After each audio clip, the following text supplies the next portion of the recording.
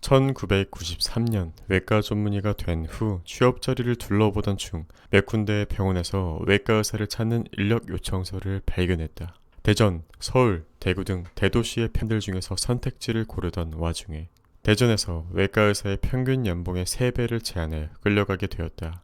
그래서 2번 고민할 것 없이 대전으로 바로 짐을 싸서 향하게 되었다.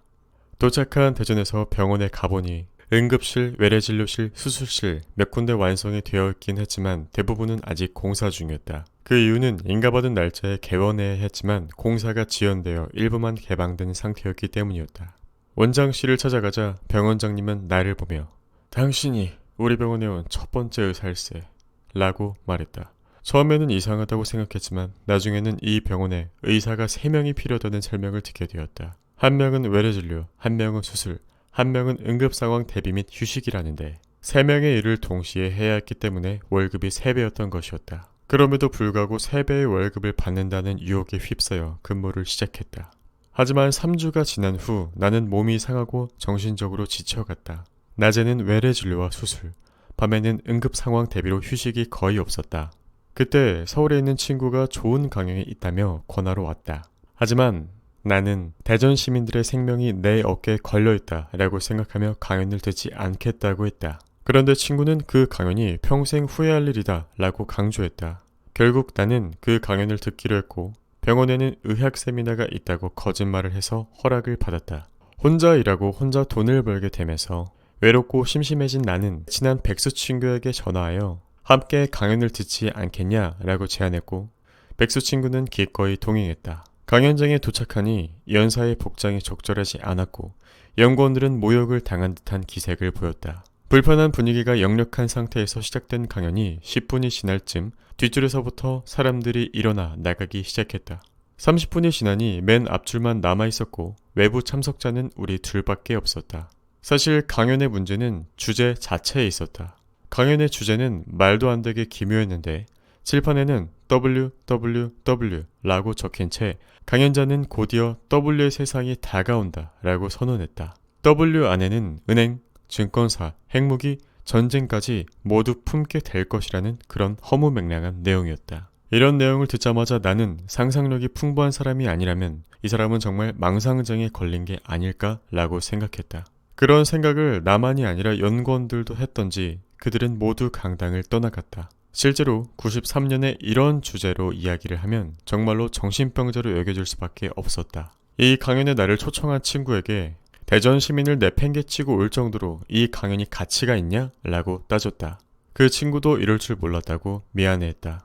그때 갑자기 오른쪽에 앉아있던 나의 백수 친구가 나에게 다가와서 빨리 10만 원을 달라고 부탁했다. 이유를 물어보니 그는 이 W의 이야기를 더 듣고 싶다고 말했다. 결국 나는 그에게 10만 원을 빌려주고 저녁을 먹고 대전으로 돌아가게 되었다.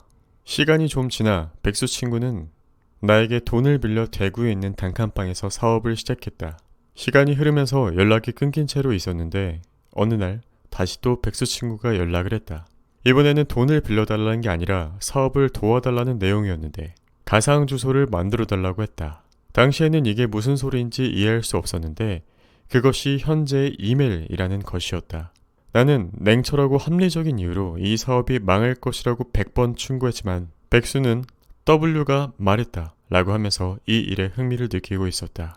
백수 친구의 부탁으로 가상 주소를 만들어 주었고 몇 년이 지난 후 대한민국 최초의 상용 메일 서비스 회사로 성장했다. 백수는 회사의 지분을 골드만삭스에 매도하면서 상당한 금액을 얻었고 현재는 엄청난 빌딩의 소유주이자 다수의 벤처회사에 투자한 지주사 회장으로 성공했다. 정말 놀라운 일이었다. 이 과정에서 나는 큰 고통을 느꼈다. 친구가 돈을 번 게 배가 아픈 게 아니라 동일한 장소에서 동일한 말을 들었는데도 백수 친구에게는 인생을 걸고 뛰어들어야 할 만큼의 큰 울림을 줬고 나에게는 망상장애를 가진 환자의 이야기로 들렸기 때문이다. 이 차이 도대체 어디서 온 것일까? 고민하던 찰나에 내가 읽던 책에서 답을 찾았다. 제레미 러프킨이 남긴 말이다. 현대 문명의 0.1%는 창의적인 인간, 0.9%의 안목 있는 인간, 그리고 나머지 99%의 잉여 인간으로 이루어져 있다. 그러니까 W는 0.1%의 창의적인 인간, 백수는 0.9%의 안목 있는 인간이었고 나는 나머지 99%의 잉여인간이었던 것이었다. 인정하기 어려웠지만 그것이 현실이었다. 이후 나는 90년대 현상이 일시적인 것인지 그리고 과거에도 이와 유사한 사례가 있었는지를 탐구했다. 그 결과 산업혁명 시기부터 시작된 혁신과 창의성이 반복적으로 사회를 변화시켰던 예시들을 찾아냈다. 예를 들어 200년 전에 영국에서 일어난 산업혁명은 기계산업의 등장으로 양털 가공을 통한 모직물의 대량 제조를 가능케 만들었다. 이에 반응하여 양목장을 시작한 사람들은 말 그대로 대박을 터뜨렸고 영국 전체에는 감자파동이 일어나게 되었다. 또한 헨리 포드의 자동차 대량 생산으로 20세기 초기에는 자동차의 보급이 이루어졌다. 헨리 포드가 0.1%라면 0.9%의 인재, 이 사람은 주유소 사업을 통해 정유공장 지분을 독점하여 어마무시한 부를 창출하였고 이 사람 때문에 공정거래법이 생겼다. 이 사람은 미국 역사상 가장 부자로 기록되는 인물 록펠러다. 이와 같이 역사를 살펴보면서 앞서 나온 이야기와 유사한 패턴이 반복되고 있음을 나는 알 수 있었다.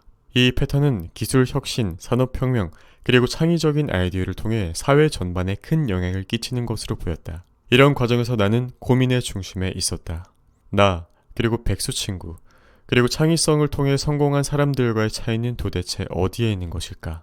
그러던 차에 병원장님이 나를 불렀다. 원장실에 들어갔더니 어려운 시절에 고생 참 많이 했다며 선물을 주신다고 했다. 서랍에서 시커먼 물건을 하나 꺼내 내게 주었는데 그것이 바로 핸드폰이었다. 그때 당시 핸드폰이 어떤 물건이었냐 하면 로데오 거리에서 페라리 오픈카를 타고 지나가는 것과 똑같은 시선을 받을 수 있었다. 가입비가 250만원에 기계값도 그에 준하는 정도로 비쌀 때였다. 현재 물가로 환산하면 그랜저 한 대 값이라고 할 수 있겠다. 그런 물건을 원장님이 나에게 주시는 순간 내가 이 병원에 뼈를 묻어야겠다 라고 생각했다. 나는 그걸 들고 고향 친구들 모임에 가서 자랑을 했다. 다들 신기했다. 그때 무심코 이렇게 말했다. 친구들아, 지금은 우리가 삐삐를 차고 다니지만 그리 멀지 않아서 언젠가 휴대폰도 저렴해지면 모두가 다 휴대폰을 들고 다니는 시절이 오지 않을까? 그런데 친구들이 전부 다 하나같이 무슨 소리를 하느냐라는 반응이었다. 왜냐하면 7,000원만 내면 삐삐를 주고 한 달에 2, 3,000원만 내면 마음대로 쓸 수 있고 심지어 마라도에서도 삐삐가 터지는데 뭐하러 그렇게 큰 걸 들고 다니면서 비싼 통화료를 내냐. 삐삐만 해도 충분하다. 놀랍게도 전원의 반응이 그랬다. 그 순간 데자뷰, 즉 기시감을 느꼈다. 이거 어디서 봤는데? 예전에 읽었던 헨리 포드 자서전의 이야기를 100년이 지난 다음에 자동차 대신 핸드폰이 되고 내가 백수 친구랑 했었던 이야기를 지금 친구들과 이야기하고 있구나 라는 사실을 깨달았다. 그래, 이게 W구나. 갑자기 눈이 번쩍 뜨였다. 그리고 뒤도 돌아보지 않고 병원으로 달려가서 총무과에 전화했다. 혹시 이거 어디서 샀나요?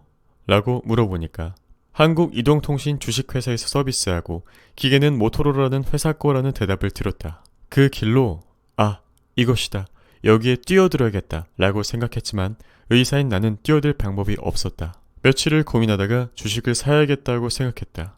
그런데 공기업이라서 거래가 되지 않았다. 현재 SK텔레콤의 전신인 한국이동통신이 공기업이었기 때문이었다.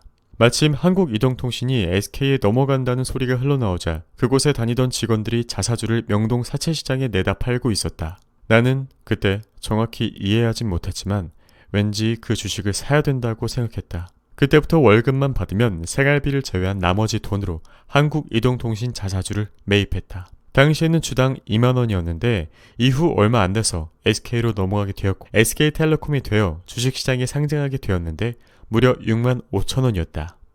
기분은 좋았으나 W라고 생각해서 올라탔는데 3배 정도라고 하면 W라고 하기에는 곤란하지 않은가? 그래도 W라고 믿자 라고 생각하고 6만원대에도 돈이 생기면 나는 이 주식을 계속 샀다. 사실 주식을 샀다 하기보다는 내가 믿고 있는 W로 가는 티켓이라고 생각하고 샀다. 3년, 4년이 지나고 99년 말에 이제 한 시대가 끝났구나 라고 생각하고 그 주식을 매도하고 나올 때 한 주의 가격은 무려 520만원이 되어 있었다. 그러니까 처음에 2만원에 샀던 주식이 520만원이 되어 있었던 것이다. 그때부터 세상 사람들은 나를 주식의 신, 주신이라고 불러주기 시작했다.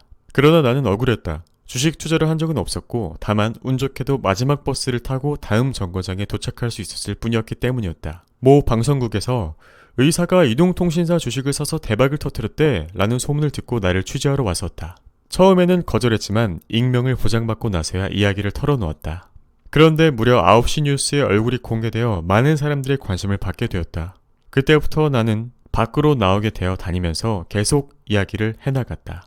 하지만 나는 여전히 주식 투자자가 아니었고 단지 다음 버스를 기다리는 승객이었다. 문제는 그 일로 끝나지 않았다. 99년 말에는 다행히 정리를 마치고 수익을 올렸지만 큰 돈은 아니었다. 월급을 받아 생활을 하고 적금을 하면서 조금씩 쌓아온 것 뿐이었기 때문이었다. 내게는 아직 큰 성과가 없었다. 2000년에는 새로운 기회를 기다렸다.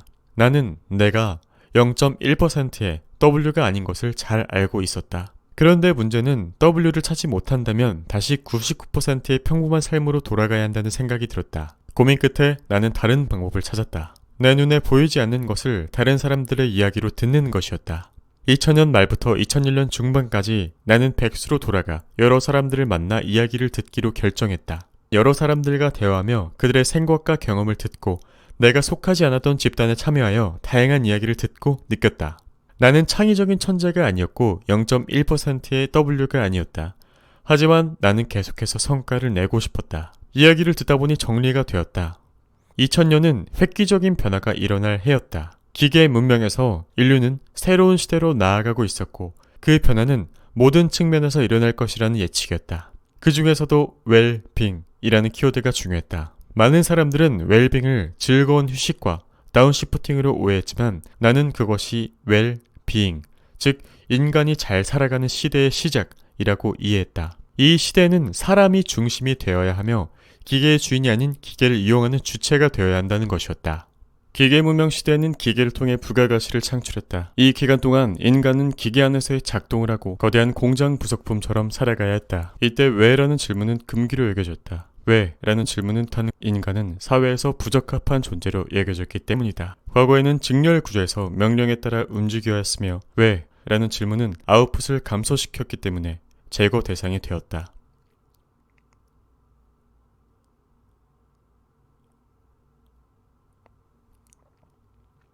하지만 시대는 변화했고 인식은 전환되었다. 미국의 제네럴 일렉트릭이 제조업에서 금융으로 혁신을 이룬 것처럼 포스코도 마찬가지다. 포스코는 기계문명 시대의 대표적인 기업 중에 하나로 알려져 있다. 그러나 지금은 환경 기업으로 변모하고 있다. 파이낸스 공법을 통해 연료 비용을 15에서 20% 절감하면서 탄소 배출량 할당에서 여유가 생긴 덕분이다. 결과적으로 포스코는 탄소 배출권 시장에서 수익을 창출했고 이산화탄소를 처리하기 위한 다양한 노력을 기울이고 있다. 이러한 예시들이 현재 우리가 버드뷰, 높고 넓은 관점으로 살펴봐야 할 인식의 전환을 나타낸다. 직렬 구조가 아닌 병렬 구조에서 많은 사람들이 네트워크에서 평등하게 서로의 생각을 나누고 왜? 라는 질문을 던지며 창의성을 발휘하는 시대다. 인간은 상수가 아닌 변수로 취급되며 병렬이 아닌 수평적인 관계에서 서로 왜를 던질 수 있는 시대다. 10년 후의 새로운 W는 무엇일까? 나는 깊은 고민을 한다. 여러분은 지금 나보다 훨씬 많은 고민을 해야 할 시기다.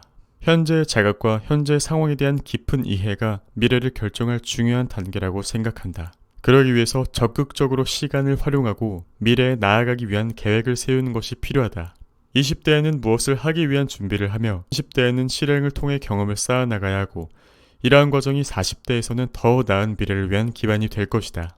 W는 세상을 바꿀 수 있는 도구다. 그 도구를 만드는 사람은 창의적인 인간이다. 그 창의적인 인간은 나다. 그렇다면 나는 W를 어떻게 발견할 수 있을까? 첫 번째, 온몸의 감각을 깨우고 사물을 바라보는 것이 중요하다. 이는 통찰력을 키우는 가장 기본적인 방법이다. 세상에는 우리가 보지 못하는 것들이 많다. 익숙한 것에만 집중하지 말고 새로운 시각으로 사물을 바라볼 때 새로운 가능성을 발견할 수 있게 되는 것이다.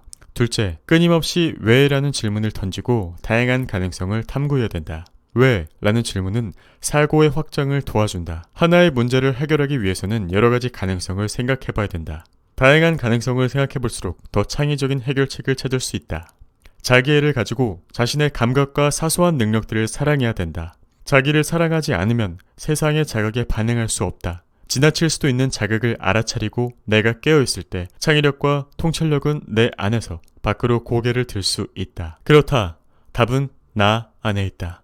나의 감각, 나의 지식, 나의 상상력, 나의 통찰력, 그것들을 최대한 활용해서 세상을 바라보자. 그러면 저 멀리 희미하게 보이는 W를 발견할 수 있을 것이다. W를 발견하는 것은 쉽지 않다. 하지만 도전해볼 가치가 있다. 왜냐하면 W를 발견하면 세상을 바꿀 수 있기 때문이다. 발견하고 세상을 바꾸는 사람, 그 사람이 바로 시대의 주인이 되는 사람이다. 당신은 어떤 사람이 되고 싶은가? 시대의 주인이 되고 싶은가? 아니면 일반 사람이 되고 싶은가? 선택은 당신에게 달려있다. 나의 첫 W. 그 사람은 다음 커뮤니케이션의 창업자 이재용 사장이고, 나의 백수 친구는 깨비메일의 한희식 사장. 깨비는 라이코스 코리아에 인수되었고, 나중에 라이코스 코리아는 다음에 인수되었다. 사람은 누구나 우주와 같은 무한한 가능성을 가지고 있다. 정말로 우리 한 사람 한 사람이 우주다. 우주의 무한한 가능성을 믿고 세상을 바꿀 W를 찾아 나서자. 이는 나 자신뿐만 아니라 주변의 세계를 바꿀 수 있는 원동력이 될 것이다. 오늘 이 강의를 듣고 내가 가진 나라는 우주를 우리가 어떻게 탐구해 볼지, 우리에게 주어진 삶을 어떻게 온전히 살아갈 것인지, 그리고 새로운 시대의 W는 무엇일지 생각해보는 시간을 가지면 좋을 것 같습니다. 지금 시대의 W는 빅테크 기업들이죠. 그렇다면 새로운 시대의 W는 무엇일까요? 시대의 변화를 이끄는 혁신적인 기업들에 건전하게 투자하실 수 있도록 도와드리겠습니다. 이상 주더팬이었습니다. 감사합니다.